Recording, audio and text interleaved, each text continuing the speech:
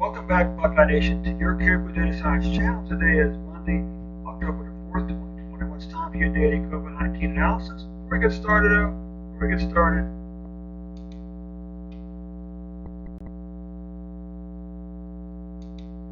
a big shout out to the three people who watched this video yesterday, two younger folks and one older folks like myself. Hey, I do appreciate every single one of those views, and I check these numbers every single day, okay? Of course, we have a few favors to ask. Actually, it's more like a laundry list of favors. First of all, of course, subscribe to the channel. Second, click on the like button. You watch the video, click on the like button. Third, click on the subscribe or the share button. Share the video on Facebook and Twitter. You can also cut and paste the link into an email or text message. And third and fourth, if you look at the description below, you will see two links.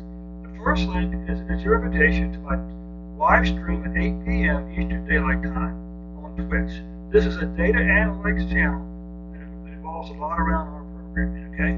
Secondly, you see a link to my Twitter account. I would appreciate it very much if you would click on that link and follow me on Twitter. You have a chance today to be the first person to follow me on Twitter, okay?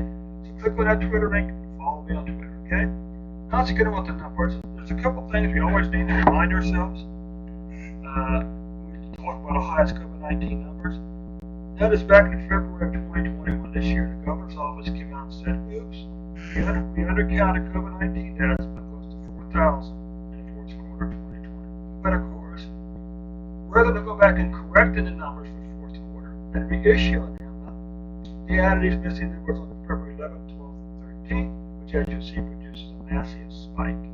If that's not enough, sometime in March, they went from a 7-day reporting week for kid deaths to a 5-day reporting. And if that's not enough, it's not always the same 5 days. And the thing that's more interesting is they don't seem to have any trouble counting cases 7 days a week, because this only applies to deaths. Okay, but anyway, so this is what the governor's numbers look like with the 4,000 added in here. Okay, February 11th, 12th, 13th. I replaced these numbers with the average number of deaths for these 3 days, and this is a much better number. Okay, this is a much better number here. All right.